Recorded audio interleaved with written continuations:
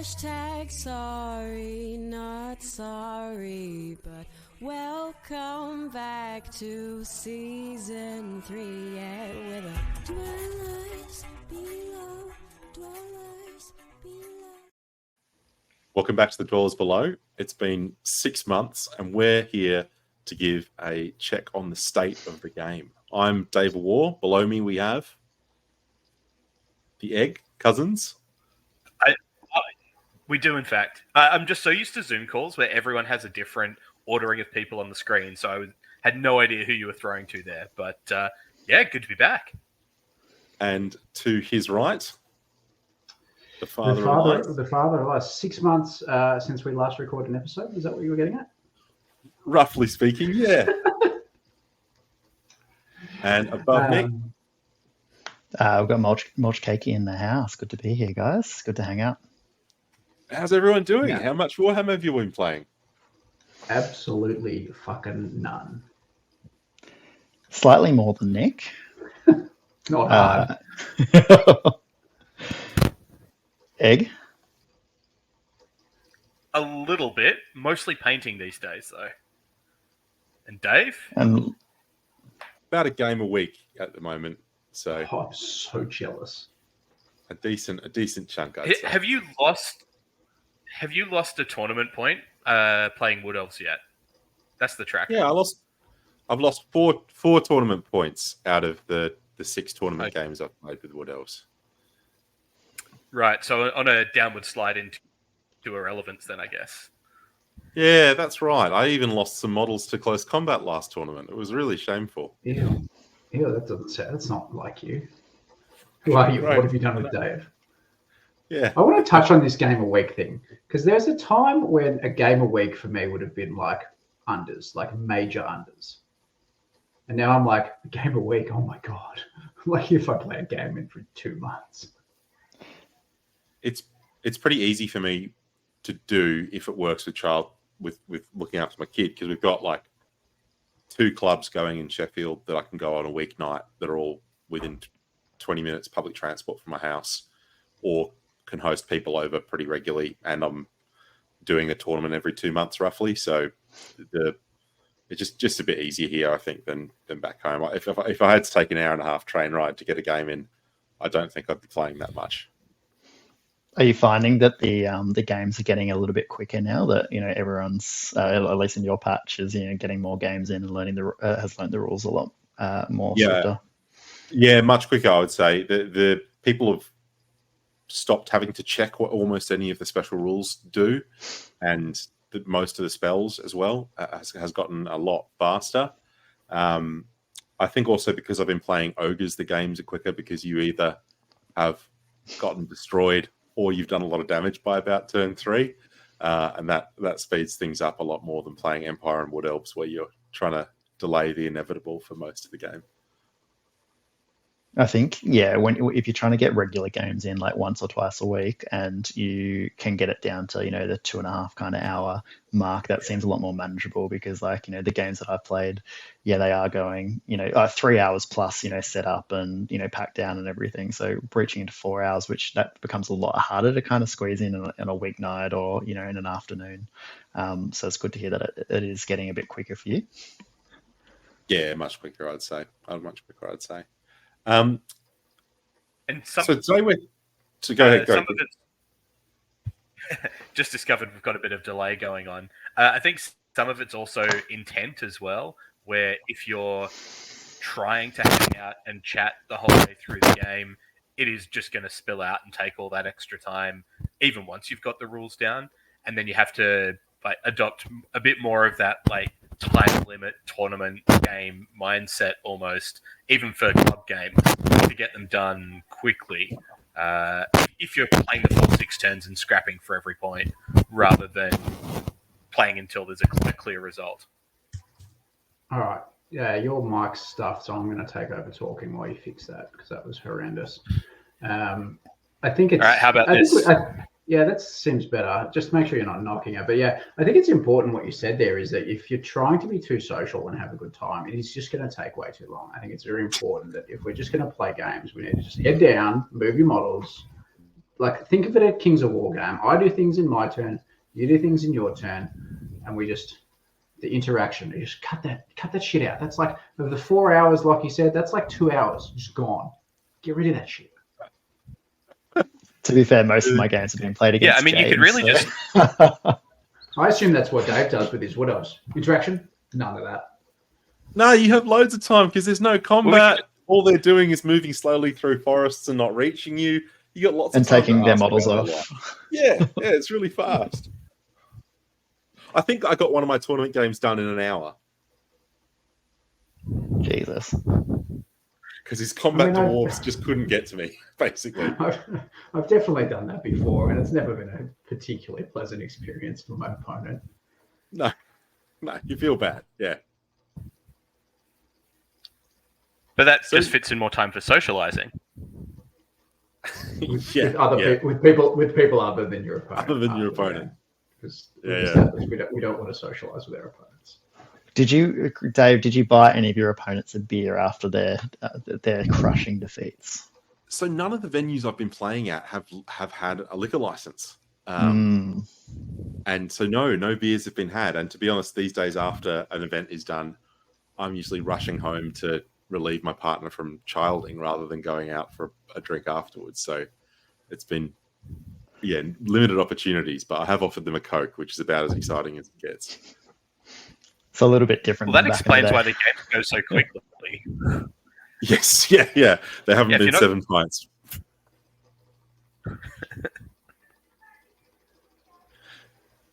Right, so today we're going to talk about the last 6 months. We're going to do a bit of a recap at where we think the game state is, then talk a little bit about the balance and evolution of the game before a bit of wish listing at the end, see what we think might come in the next 6 months. So before we get into the nitty gritty, the game's now been out for 6 months. What do people think the state of the game is so far? How have you found your first half year of the return of Warhammer Fantasy? Chris, you've been probably playing the most out of us. Do you want to go first? Yeah, I was just waiting to see if someone else jumped in because of the delay, and then that's just snowballed the gap even more.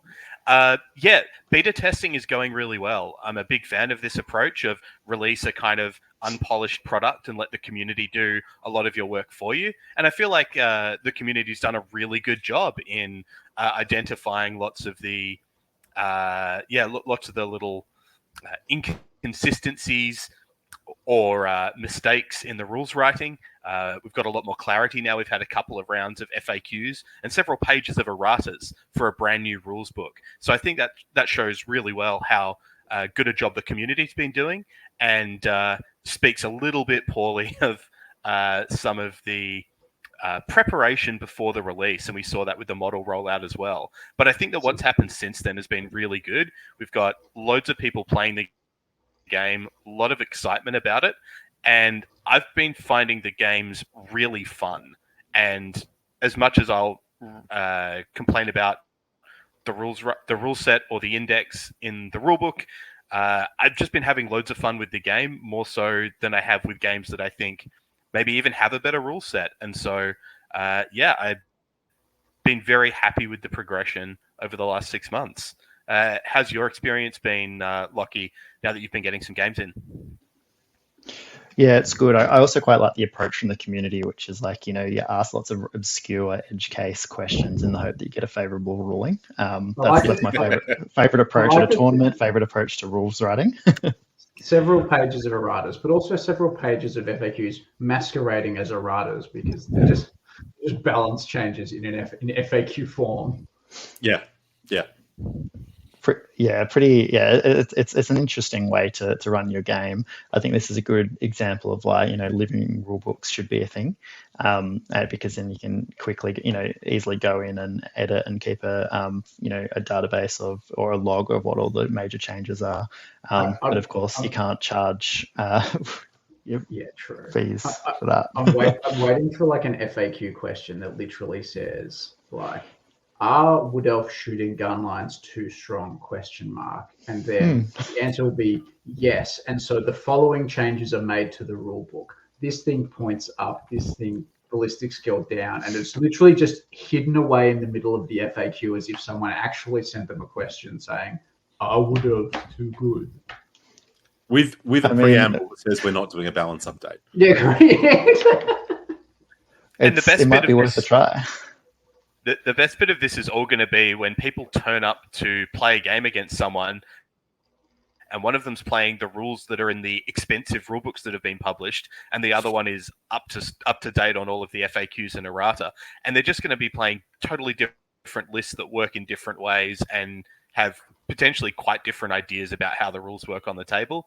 And that's, I guess, a message or a thing to do is to make sure you keep on top of the erratas and the rules changes as they keep coming out, because I suspect we're going to have some more waves of this. Sometimes you can't help that though, because I still remember when we ran CanCon and a bloke rocked up with his ogre army that was written with the old ogre book 6 months after the new ogre book had been released. And so when we checked the list, we were like, "Oh, this list looks shit," and then he hasn't got any of the new stuff. And then we realised he had the old rule book. Did he actually? So he got to the day with trying to play it. Yes. Wow, that's His list wasn't illegal; it was just bad. yeah, absolutely. And then there were there were all those Bretonnian players still using the 6th edition Bretonnian book in 8th edition. Like, come on, guys. I think you'd be justified using the 6th edition Bretonnian book in the old world. But on that whole, do you think actually that the amount of errata and ambiguity and problems is actually different to any of the other editions that we've played? Because I remember playing 8th and there was a load of really ambiguous stuff that community just had to work out because they barely did FAQs at all. Sometimes the FAQs were the ambiguous stuff. Like, Yeah. I mean, Workshop has never been any good at, I say writing rules. They write cool games, but as far as writing coherent, well-tested, tight-knit rule sets, it's never been Workshop's strong point. And this has continued with the old world. There was a hope that, given it was written by someone who wasn't directly working for Games Workshop, that would improve, but that's clearly not the case. So, I mean, the advantage in Workshop's games has always been, or the good thing in Workshop's games has always been they're just awesome representations of like Warhammer on the tabletop, and they're fun and they're immersive. But yeah, someone who's been playing tournament level Warhammer most of my life, yeah, they're a hot mess sometimes, and the old world is no different. Which was disappointing. I don't want to, because they had so long and they had so many different rule sets to pull little bits from, and you know, the Ninth Age very tightly written, Kings of War pretty tightly written. They had the chance to do it a bit different. I think the world has changed a little bit. The landscape of how the expected level of tightness of a rule set is greater now than it probably was 15, 20 years ago. So I think people probably expected more from it, and that was probably my big gripe in the overall release in 6 months. I'm getting off track, but it's just a Warhammer podcast, so deal with it. But that would be my chief gripe with the system. Was I like the game, I like the system, but it really needed. I wanted a tighter rule set. I don't want to discourage though from, not making balance updates, like even if they're an FAQ and they're actually an errata and those kind of things. It was like, let's be honest, like the Fnatic changes that have just happened in last month were like, was such a needed change. I think it was actually a really elegant solution. And so doing balance patches or updates like that, updates I think it's a really good way to do it. They're great. Balance updates are great. I love it. But don't tell us we're not doing balance updates and then put balance updates in. Just say, this is a balance update. We're going to do it every 3 to 4 months. Deal with it. I have no issue with that. Oh, absolutely. But then the issue as well is if you do it too often and you're doing it too many different ways rather than trying to be like a bit more reserved about it, is that then it does become like, you need dozens of pages in your FAQ, like for the rule book, and then again a dozen pages for the FAQ for the army books or whatever, and then like going to tournaments, it just becomes really unwieldy. And I know, everyone remembers the Skaven FAQ from 8th edition, which probably was 50 pages long. We don't want to get into that stage, so it's like, how do they strike that right balance? I'm not sure. Chris, do you want to jump in? I think that as you say, something changing to the Fanatics is good. And I think the one change that actually needed to happen was the 1 fanatic per 10 night goblins. I think that makes them much less spammable, and whilst they're still super powerful, and I think absolutely a cornerstone of the list still, probably leads to people with more reliable lists. Now they've got lots of bigger units. That people were also saying that things like the random move with the scatter dice, and now they sometimes don't move afterwards, and that's what the nerf to fanatics is. And that just, to me, says no. Like, the fanatics do the damage on the turn you release them. You're not expecting anything after that, apart from a bit of a headache. And so whether they're moving or standing still, it kind of doesn't matter. But yet we've got several layers of additional rules changes to try and fix the problem that they quite elegantly, I think, had already dealt with just the one change. And that's maybe the sort of direction I'd like them to take, which is to not say, oh, we're clarifying a rule so these things work in the way you would like them to work, and just say, no, the rules work the way we wrote them, and so we're going to change something about army composition or points, whatever that might be, so that the rules work the way that they're written, and we use the army composition and design as the way to balance things out, rather than to suddenly stop distinguishing between random direction and scattering, which previously were clearly two different concepts. That one wasn't quite a hit, was it? It's a weird change. I don't think it changes anything. I think it has more impacts on the vortexes that you don't control, the ones that aren't Pillar of Fire, because for a lot of them, actually being able to put it in front of a unit and then force them to walk onto it if you do in that 1 in 3 roll the hit is a lot more impactful, because then it will definitely scatter through them next turn when it moves, and they'll take dangerous terrain and be slowed down and possibly have charges reduced. So there's a lot more impacts there than with the fanatics. It might be worth zooming out a bit. What do you think, beyond the challenges with the FAQs and updates and the complexity of the rules, what's the health of the game where you're all sitting? So I might go to Lockie and Hohen first. In Melbourne, what's the state of the old world? How's the popularity? How many people are playing it? Yeah, I think we've been watching, with a bit of envy from, you guys in the actual old world in the UK, because Melbourne, there's a few little groups playing. I think there's been 1 or 2 smallish events, and it's good to see them going, but there hasn't been any 2 days even scheduled. I haven't seen a lot of people playing it. I think, there might be a few guys out in Hampton, for example, still playing, but I'm not sure how it might be a bit more casual. And then we were saying just off cast before, but there are some guys still playing 6th edition who I know personally who were at least interested or warm to the idea of the old world, and then they've tried it and they've said it's not for them and they've gone back to 6th. So those kinds of splintering of the community, it doesn't help the growth of the game. What do you think, Owen? Yeah, I think that's a pretty good assessment. I think there's this sort of disparate groups. I mean, Melbourne has a fair bit of urban sprawl. For those who aren't familiar with it, it's a city of 5 million people, but it sprawls a good 45, 50K in each direction from the centre point. So there's sort of groups in the north, there's groups in the southeast, I think there's a group out in the west. It's just about sort of getting those groups all together for a bigger event, and sort of having that cross between those groups, and that doesn't seem to really have happened. It seems for the most part to be the Hampton guys who are a community of guys who played through 6th, 7th, 8th edition together. They're sort of playing games, and they're playing every couple of weeks, and there's a few games, and it's pretty consistent. There's always a few games of Old World happening.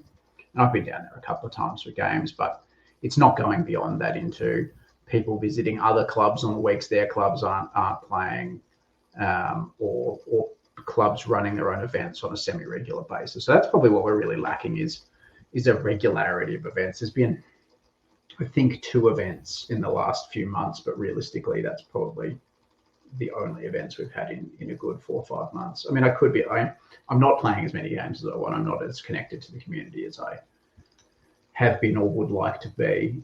So I don't know. It's hard to tell where it's really at for Melbourne. For Australia more broadly, again, there seems to be some patches of the country have a decent little community going. I think Brisbane and seems to be the most promising. There is a pretty decent event, I think, happening in New South Wales this weekend. So that's going to be good to see. I think that's going to be the first sort of premier 2-day event in the country. So looking forward to seeing how that plays out. I unfortunately couldn't head up to that much as I would like to. But yeah, I think it's something we'll discuss later on with sort of the release schedule of the game. But yeah, I'd not to say the game's struggling per se, but it's just pitter-puttering along a little bit, and it's not going as gangbusters as it seems to be going in the UK. But I mean, that's from the outside looking in. Though, like, what's it like over there, guys? I would say in where I am in Yorkshire, which is like quite close to the Lead Belt, like we're an hour out of Nottingham, and there's a lot of big cities around us. It's pretty strong. There's been, you know, I could go to a tournament within an hour or so train ride pretty much every weekend if I wanted to, and there's been at least one every month in Sheffield since the game's released. So a lot of enthusiasm, I think. I think the lull in attention through May, June, April has had an impact, at least on my local gaming group. A lot of those guys have begun playing more Heresy and things again, where they were really into Old World more a couple of months ago.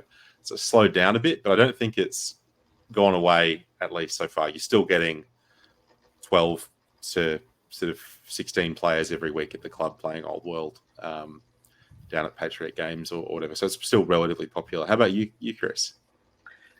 There's a load of enthusiasm for the game. There haven't been as many events, but I think there's a couple of reasons for that. One of them is people just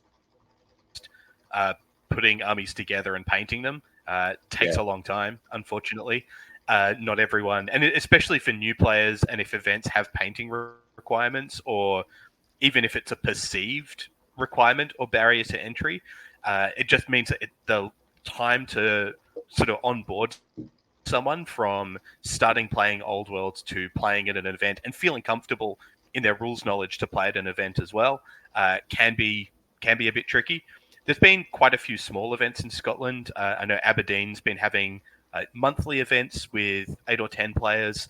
There's been quite a few down around Glasgow and Edinburgh and Stirling, again with smallish numbers, but between the amount of time it takes to get an army together, and also I think a lot of people changing systems or coming from like playing Warhammer Total War, they're not necessarily going to be looking for tournaments straight away the same way that we've been, and that I think the drive to have everything focused around events is coming from people who loved the way that 6th, 7th, 8th events seem to go, and maybe we're a bit impatient, and it actually is going to take literally years to build up that sort of expectation that you start playing the game, and one of the things that more people will see as part of the hobby is going to events. Yeah. We have very high expectations, right? How long did it take AOS to when AOS came out? How long did it take that to get reasonable sized events? Like it really wasn't until second edition, right? Second edition, right? Yeah. And there might also be just an attention deficit here because like back in 8th edition there was Warhammer Fantasy and there was Warhammer 40k and there wasn't that many games outside of that, whereas now just in G-dubs you've got AOS and 40k competing, plus as you said Heresy, let alone all the other AMG, FFG or whatever other games are out there. So I'm sure that impacts as well. I think the release delay is a big, maybe not delay, but the pace of release is definitely part of it. Like lots of new players have played Bretts and Tomb Kings around us, people who didn't play previous editions. And some of the other armies like Warriors or Vamps are pretty easy to get into, but about half of the core factions are just completely unplayable if you're not 3D printing. You really can't start Wood Elves, you really can't start Empire. And so I think that may have a part of it. Like if you want to play High Elves, good luck to you so far. So maybe that will be in a year's time when we've had all the core factions out, all of the arcane journals, more people will be able to get more into it readily.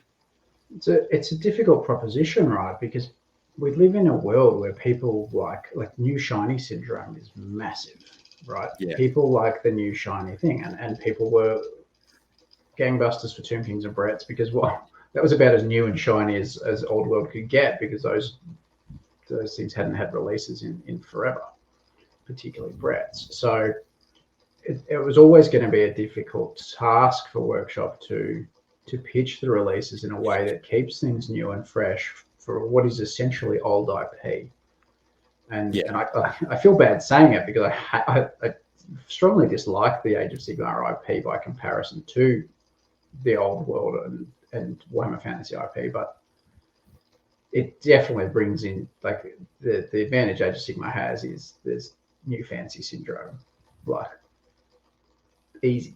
They just come up with new crazy shit and people buy it, and it's maybe disrespecting the player base a little bit, but people like buying new stuff. I like buying new stuff and new cool things. So that's partly been, I think part of the slowdown, and the fact that it hasn't really gone gangbusters is they haven't really been releasing much stuff.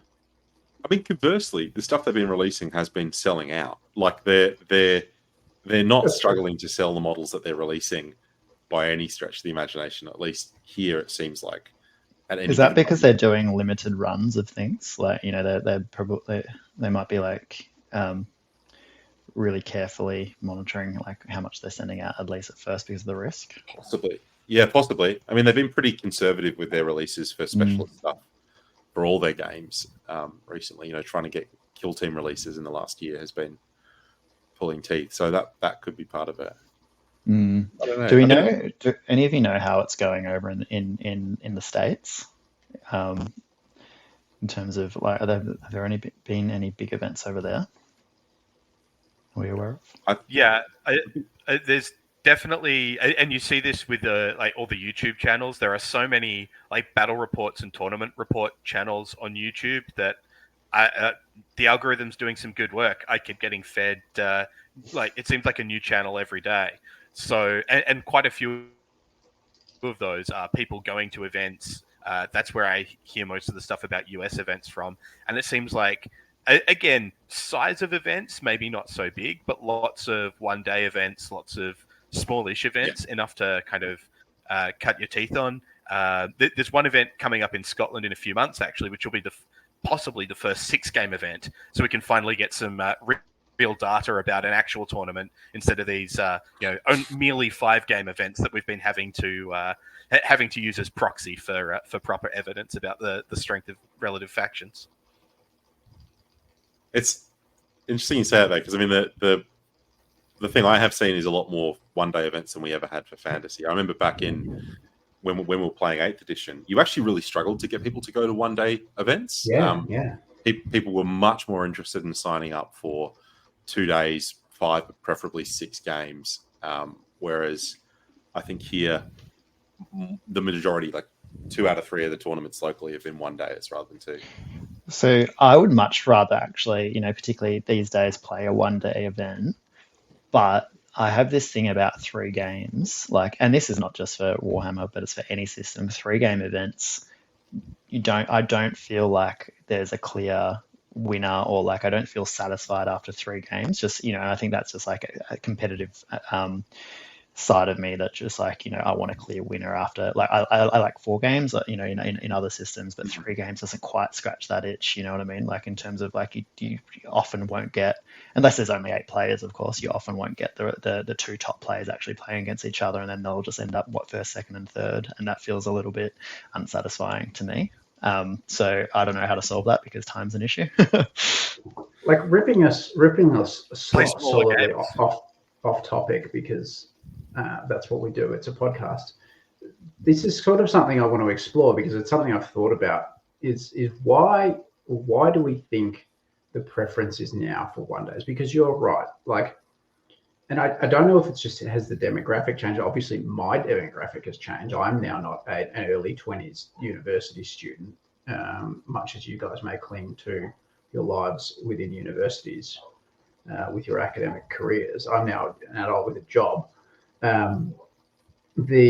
And I can't barely conceive of like playing a 2-day event. Like it just seems so completely ridiculous. But I think back, and the people who were playing the 2-day events back then weren't purely the early 20s people at uni. No. There was people in their 30s. Is it the cost of living crisis the entire world seems to be in at the moment? Is it just that people have to work more and just don't have as much personal time? Like, what do we think it is that has made us move towards one-dayers? I don't know, but I think locally a big part of it is that lots of the events are being run by either stores or event venues that are able to run one-dayers pretty efficiently. I think that people might prefer that because it is a lower investment. Whereas the 2-dayers were often like a traveling thing. You would like get in the car and go to Geelong to play Rumble in the Bronx for a weekend, which is super fun, but is a very different kind of investment in terms of regularity. Whereas we get the same group of people, 16 or so people coming down to the tournament every 2 months at the local game store for a 1-dayer, and you would not get them every 2 months for a 2-dayer. So that might just be that like these venues need to run lots of events, but no, they're not going to get 2 people. 2 days, not sure. I think also because the game is kind of new, that the sort of perceived time commitment and the sort of emotional investment in giving up a whole weekend to play a game that's still kind of new, we're still experimenting with, is probably something that's for people who are looking at starting out playing events. That's probably not the sort of thing they're going to want to jump into, and that a 1-day event, especially if the points are smaller as well, just lines up really nicely for newer players especially. And we're all newer players to the old world, although if it's really just a continuation of Warhammer Fantasy, maybe some of us are returning. But the kind of vibe is that of a new game, and I think for a new game, building up towards bigger events is probably what we should expect. And smaller events and 1-day events seems like a natural part of that process. And then after people are in the habit of playing tournaments every couple of months, then the 2-day event, the CanCon or the Castle Assault that's there in the calendar becomes like a really big draw card. And that's what the sort of dynamic we used to have. And I guess maybe it's or part of what we need is just more time to get to that. Yeah, I think there's something in all of that, particularly what Dave said as well around the stores running them at the moment as well. Like, it's harder to run for clubs to run things in community spaces now as well, because like things are a lot more expensive to run them there, or they're less available. And so stores need to be able to make money off the events that they're running. And they often can't on the 2-day events unless you're charging a lot, and in which case, that's going to dissuade people from actually coming. So there's probably a lot of crunching factors here. Outside events, I want to propose a devil's advocate position on the last year, which is that we've had the best year for releases for Warhammer Fantasy basically ever. So in the last year, they've released the 2 overall army books. We've had 4 arcane journals in the last 6 months. Each of the armies that's come out, Brett's have got 30 different items, Tomb King's 30, Orcs 38, Dwarves 29. Each of them has had between 4 items, brand new models released for Brett's, and 2 or 3 for the others. In 6 months, by any old fantasy time frame, that's massive, right? Like, we had 6 months periods with fantasy where nothing came out, and I think lots of us at the moment, like, was it before the Lizardman released in the 8th edition? I remember there being this massive dry spell for like most of the year. I feel like it was at the end of towards the end of 7th edition. I feel like they didn't release an army book for a solid 18 months and didn't update an FAQ for about that longer time period. I could be wrong in when it was, but there's definitely a gap. Like, we were talking like 18 months without a single relevant release. Which is way worse than what we've got now. Whereas at the moment, I think lots of us, because we're terminally online and our brains are turned to absolute goo by the sort of degree of content that's out there. The thing that I felt was really bad was like, in April, May, and June, all we got was a second wave of orcs and an FAQ. And that feels really slow and like it's damaged the momentum. But in any other period for GW where fantasy's been released, that would be the best we've got. What do you think, Lockie? Yeah, it's hard to say. I'm just trying to think like what was causing the community like to maintain that momentum in those like massive periods of not many releases. Like the way that they've dropped Old World, I quite like, they've been able to put out all the army books, even if some of them are technically legacy armies, which is similar to how they dropped Ravening Hordes back in the day.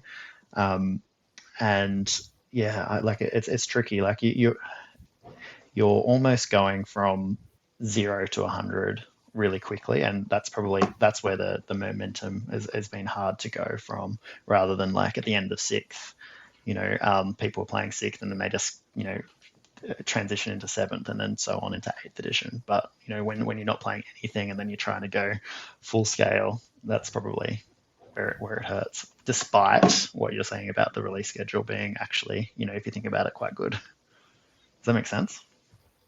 Yeah, I think it does. And you compare it to like other recent special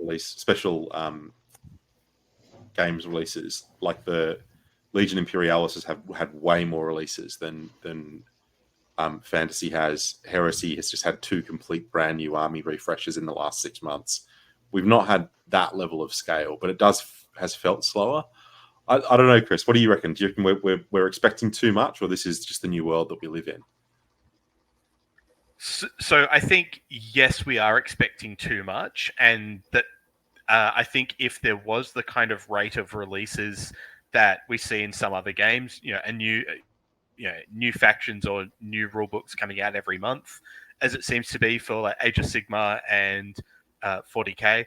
I am a very old, grizzled, boring person these days, and that's just too much for me to keep up with. And I actually prefer the more sedate release schedule that we've had, and it matches reasonably closely. Actually outstrips Lord of the Rings, which is the other Games Workshop game I play a lot of, and that will often go 6 months or even a year without anything looking like a release. And typically there's only 1 or 2 new models that come out alongside those releases. And I think that for me, that's a sort of pace of release that suits me. I would rather muddle around with the things that we've got rather than having the sort of constant churn that was difficult to keep up with. That said, the thing that I would have loved to have seen more of was just more activity on the official communication channels. Like the Warhammer community didn't have an Old World article or post for months, and that's something that is such low time commitment to put together. You see this with the Lord of the Rings. They'll do like community hobby roundups where people just submit photos. There's so little time and effort that needs to go into putting up a post like that every couple of weeks, and they just didn't do it, which is disappointing. But on the plus side, shows how much scope there is for them to kick things into the next gear when they do decide to do that. I mean, you say that, but it's been like 7 weeks since we released an episode, so even we're not managing it. Do you think that there's the release schedule? Do you think that maybe the release schedule's been okay, but what they actually need to invest in is more organized play infrastructure, which a lot of other game systems, even like AOS and 40k, they do to some extent. I think there's less. I know what the from Games. I know what the history is, but the community level infrastructure is non-existent, because there hasn't been a game in a long time. So like building that back up takes time, and so to kickstart that, you could invest in organized play to actually support local events and even like more at the regional or national level. However you do that, there's different ways to do that, but that might be an option. So maybe controversially, but I actually don't want GW to try to super invest in organized play. Get Because out of my organized play, Games Workshop. Take your Throne of Skulls and place it somewhere.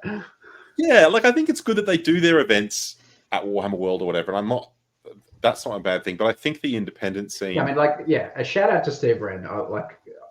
Steve's a mate I know from the ETC days, and he does a great job with the organised play at Workshop HQ. So no shade on him or what they do there, but more of a global tournament scene organised play. I think is probably where we're hitting that.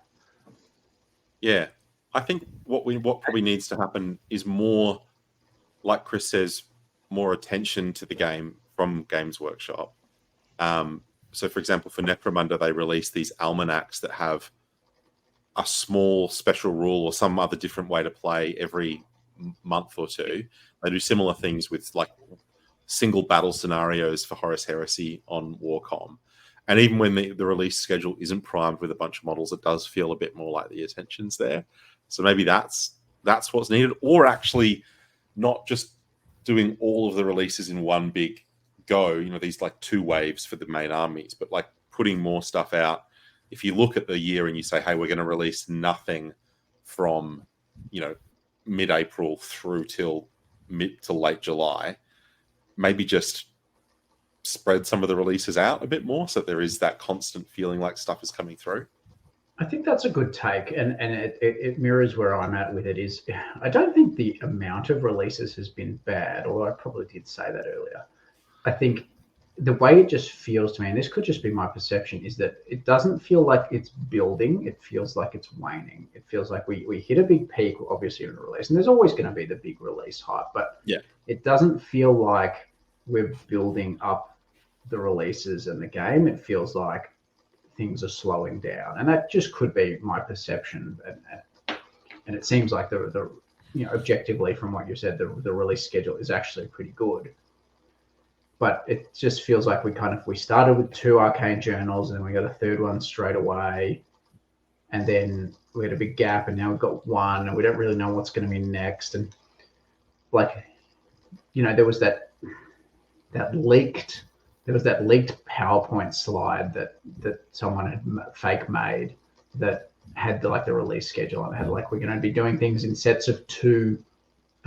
Sets of 2 factions throughout the year, and it was almost going to be quarterly. And it would have been a lot quicker. But even if it was I like that idea of sets of 2. It's like the dwarves are going to come out along with the orcs and goblins or something like that. So I don't know. It just doesn't feel like we're building from a release schedule point of view.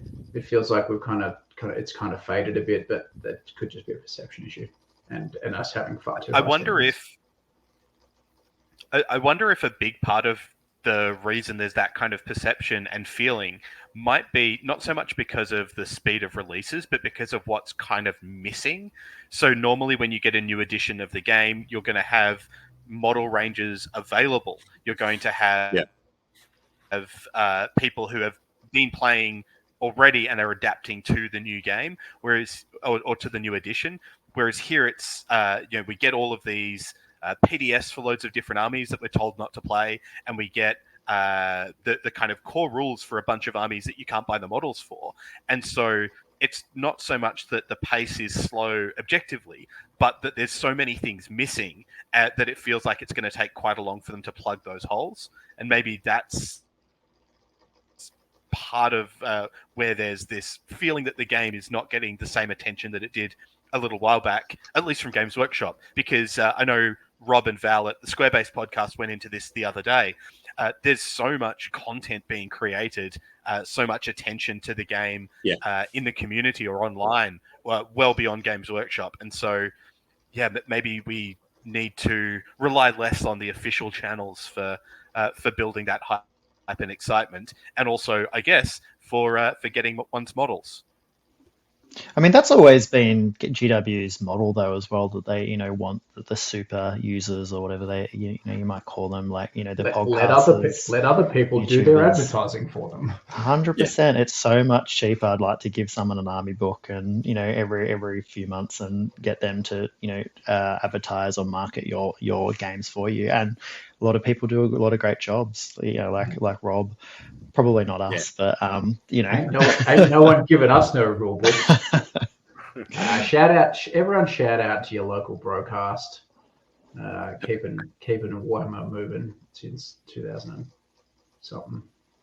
There's been a lot. I mean, the community support has been great. Like the range of different YouTube shows doing stuff on that, very different approaches, where you've got someone like Malign Musings who just does incredibly nitty-gritty tournament result breakdowns of every tournament that's on Best Coast Pairing every week, and compared to like Square-based sort of more freewheeling and dealing approach, I think that has been possibly what's kept the attention going so far, whereas maybe that wouldn't have happened, like that there wouldn't have been still the degree of support that exists if that hadn't been there, even with GW's approach. I don't know.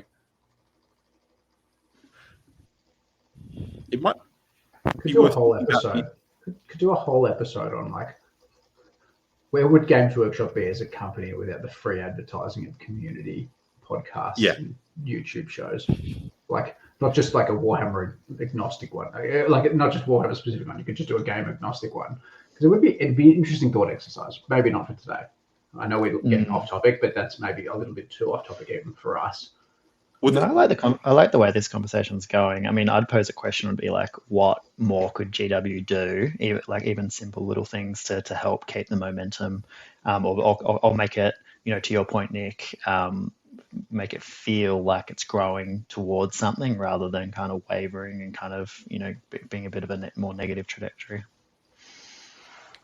I think the narrative comes into it.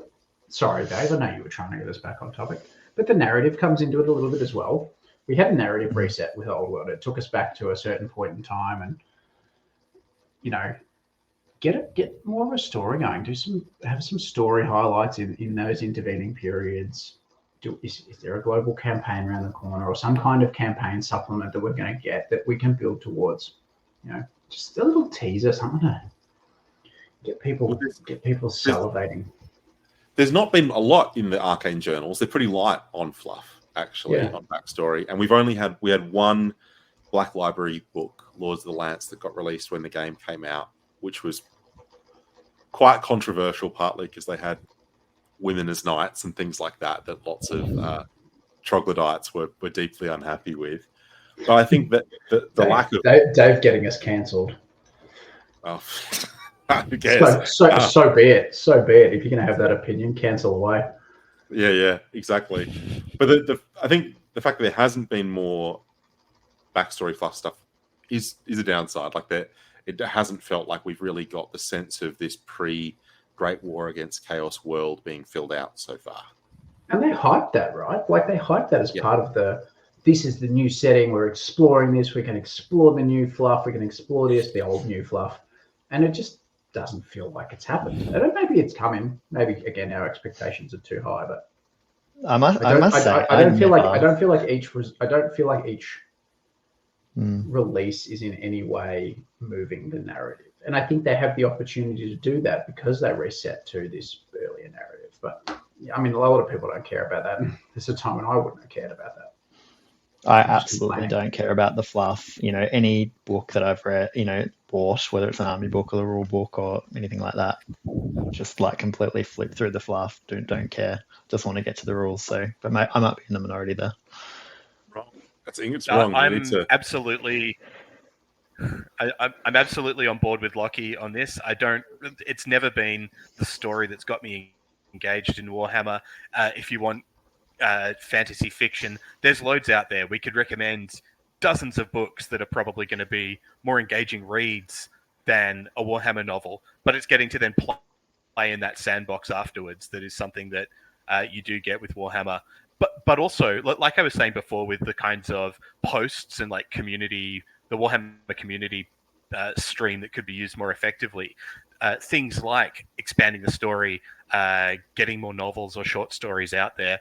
It's not free. It does take people's time and effort and labor, but compared to producing new models or playtesting, writing and printing new rulebooks and then erratering them, it's relatively low sort of time and energy and money investment for potentially a pretty big upshot in terms of engagement and excitement. So maybe that's something that hopefully for those members of the studio who have watched 50 minutes into the 700th most popular Old World podcast, that they will take that piece of advice and run with it.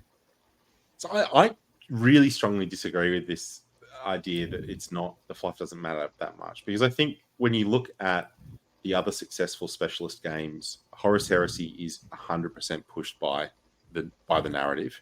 That's why people are buying 75,000 new Space Marines with the same models and painting them different colors and becoming deeply invested in what, you know, Death Lord 3, the librarian did.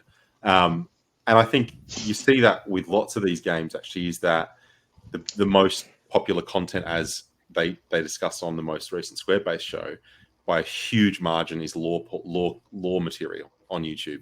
Way more people watch lore videos than watch anything to do with competitive or painting. That's the biggest segment of the audience for the Old World and for any of Games Workshop's games. And it might not be the thing that competitive players pay attention to, but it's the thing that gets someone to buy their first box of Dwarven Mountain Hold Warriors, despite them looking slightly janky, and then in a year's time gets them to go to a tournament down the track. It's that entry point, and the lack of investment in the narrative, in the fluff, I think is not creating that entry space into the game. So You've got me convinced. Yeah, I'd agree. And yeah, I think for Lockie and I would both probably say the same thing, which is that whilst it's not important to us, we recognize that it is important to some people. As you say, Dave, perhaps loads of people. And I don't think either of us would be upset if there was a lot more time and effort put into explaining exactly why all of the non-Von Carstein vampires decided to take a holiday at exactly this moment in time. Yeah. Chris, did you know that there's like stories in army books about lords flying around on giant flying monsters and wrecking up the place? Because I feel like that's right up your alley. Yeah.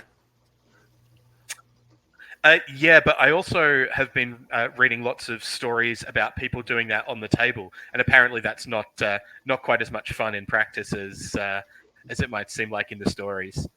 So why don't we talk about that before we wrap up?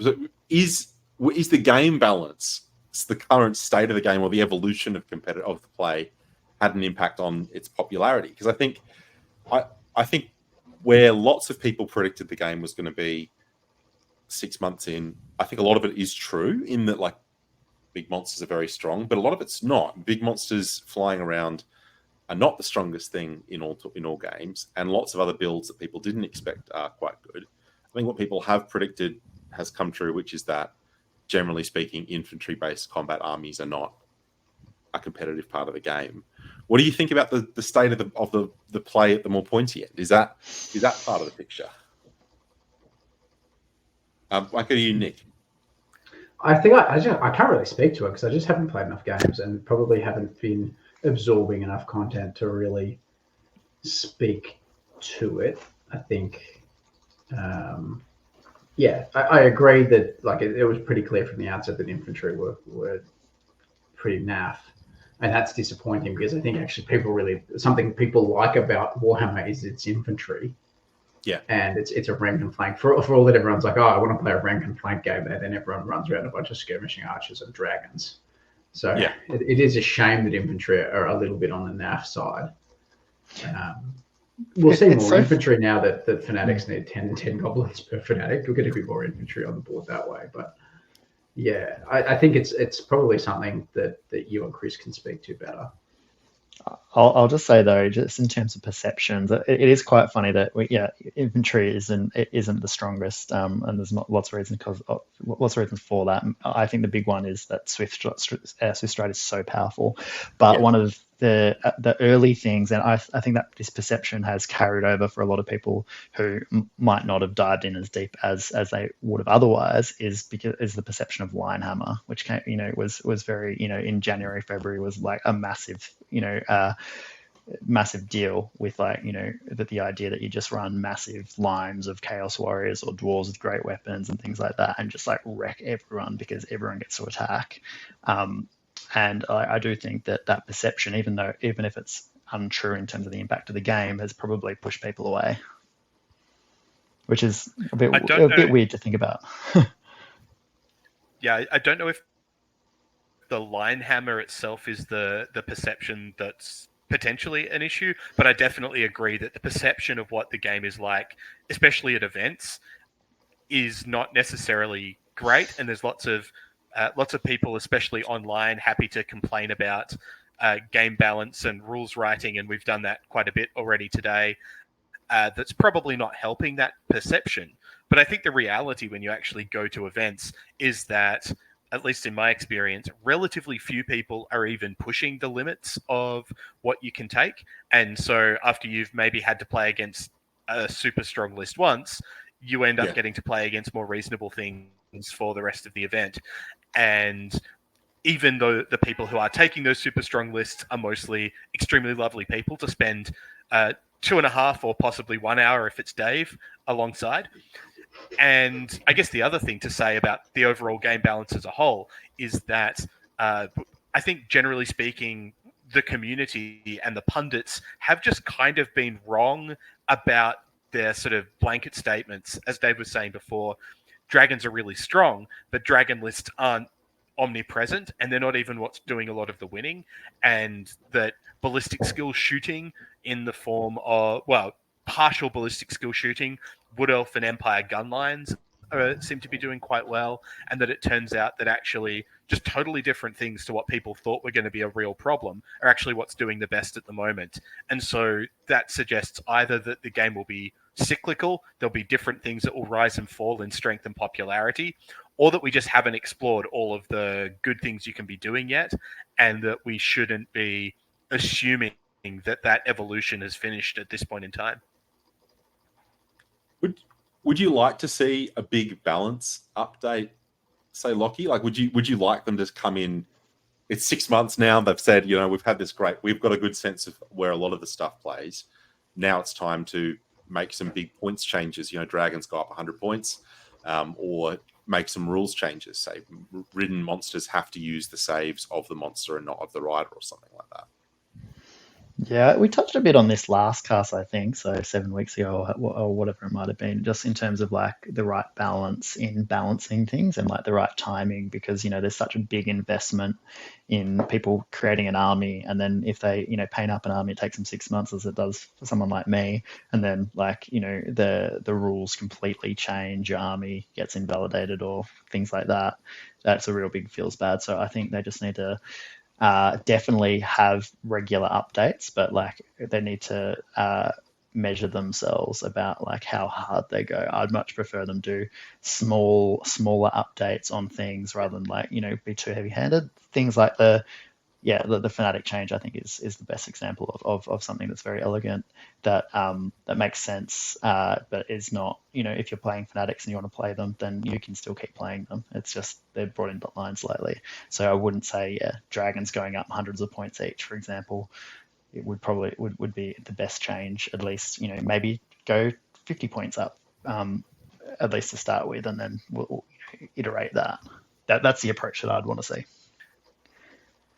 A couple of potential things to add to that. I agree the Fnatic change is good. Ironically, I think it'll lead to people writing better lists, because I think those little units of 10 Night Goblins with 3 Fnatics were super vulnerable. And so I think Orcs actually will end up with stronger lists once people get away from that and are making more use out of the blocks. But to maybe cast our minds into the future, or to engage in blatant rumor mongering, I think it's Close Order that used to be Old World 6++, was suggesting the other day that maybe something like a 500-point cap on characters might come in on individual characters to try and restrain some of the excesses. Now, I don't think that that's actually going to change anything really at all, apart from for exactly Warriors of Chaos, but because the other dragons are actually pretty cheap. But is that fit 2 dragons into 1,000? It doesn't matter that only one of them they have to cost under 500, right? But how would we feel about something like changes to what you're allowed to take into lists rather than changes to the rules of units themselves. And I guess that goes along the lines of whether or not we think that the game just needs like some tinkering with points, or if something more fundamental might be needed. I think you could do it with points, but you need to do significant and more widespread points changes to get there. You know, it would mean changing the points on every combat infantry in the game outside of Black Orcs and maybe Ironbreakers or something like that. So I'm not, I don't know that I'm sold that points is the easiest way to do it. I would rather see them do a once a year AOS style tournament season pack and do something like, for this season, ranks are cumulative or banners are cumulative, or for this season, dragons can't fall back, behemoths can't fall back in good order, something like that is a rules change which is across the board, is easy to remember because it's like you make one change or a couple of changes that impact the whole field and really could shake up the balance quite a lot. I mean, the other big one for me is just level 4s being really blatantly too much better than everything else. Like making it so that level 4s are +2 to cast and level 1s +1 to cast. Don't change the casting values of any of the spells. Yeah. Or just simply like doing things like, I don't want to keep harping back to 8th edition, but like they change a few things that create some more problems, which would be, 8th edition didn't allow you to have multiple versions of the same spell unless it was signature. So like now, of course, you can have 3 copies of Fireball and Pillar of Flame and things like that, which was just impossible back then. And I think, there's unintended consequences of trying new things, and they probably haven't been tested super well.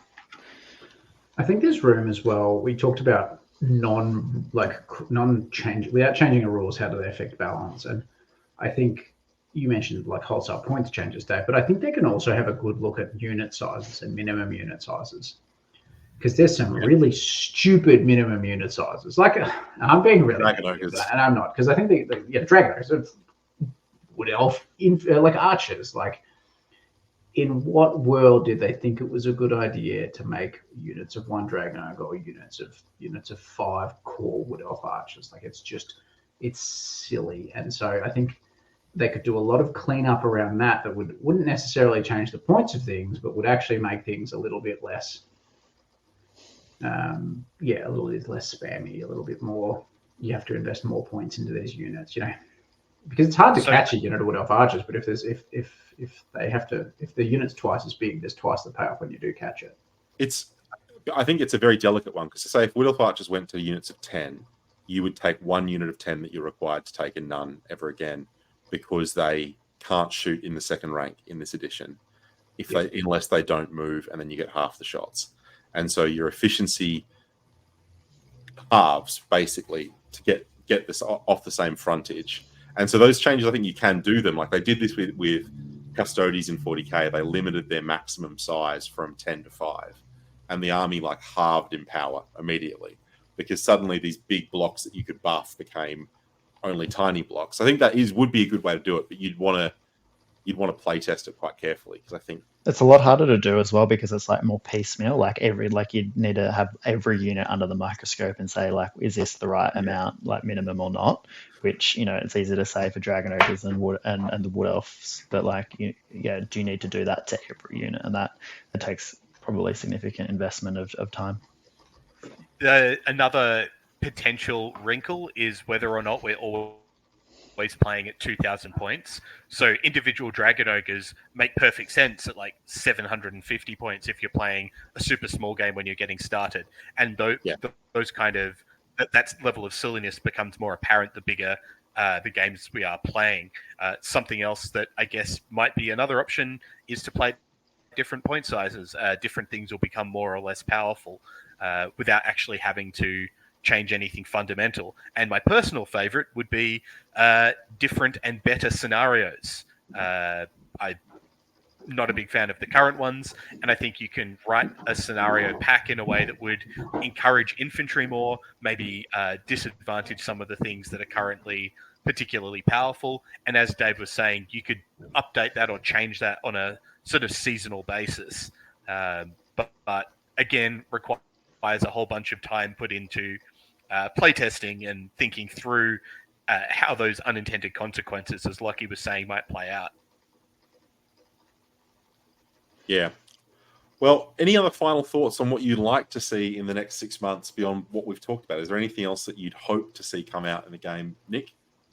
I think it's pretty clear. We want a perfectly tested game with regular Number one, new models, regular game updates to keep it fresh, but in an old setting where nothing actually changes and all it feels like is we're playing our old game from 15 years ago. So they can't actually change too much, but they have to change perfectly enough that it keeps us happy, keeps us nostalgic, lets us use all our old models. We have new models being released on a regular basis to keep things fresh. And the rules are, fluffy enough and loose enough that we're just having a good, fun, casual time playing Warhammer, but also super tight and grindy, competitive, well updated, well play tested rules. I think that's what we all want, right? I'd sign up to that. Easy. I'd like do to it. add. Just do it, Games Workshop. It's not that hard. I'm going to add one more thing to that wish list, and I hope that in the next 6 months, Nick gets to play a game, maybe 2. It's not looking particularly likely at the moment. Minimum. Well, Can come 6 months away. it is. I would like to see, Dave, you mentioned it, but the 12 monthly handbooks, like AOS style. I think that is a good solution to do different seasons and test new things. And then if it doesn't work, if something doesn't work, it's okay. It's in 12 months, it'll kind of reset. And there's so much opportunity you can do with that style of release schedule. So that's what I'd like to see. Chris, any thoughts on you? I worry or wonder as to what the sort of reception to something like that might end up being if people are already complaining about or criticizing the sort of release schedule and state of the game after 6 months. Whether having a seasonal pack that's out for a whole year, that might still be too long for the sort of online commentariat, of which I include us as particularly egregious examples. I just want to keep playing games and trying new things. I've only played 2 games that weren't with Orcs and Goblins so far. There's just still so much of the game to try and explore, and I guess that's what I hope is that we'll be given a chance to do that at a reasonable pace, rather than getting knee-jerk instant nerfs to things that make them unplayable and so on. As Lockie was saying, a light touch, pay the game some attention and give it some more of that fleshing out, whether that's with background or more focus on what people are doing in the community. The hobby side of things could get so much more attention than it has been from official channels. I'd just love to see some more of that fleshing out and development of the scene and the game, more so than I am desperate for rules changes and balance updates, I think. Yeah. Well, we look forward to seeing what the next 6 months brings. We've been the Dwellers Below. Don't fail your strength test. Strength test.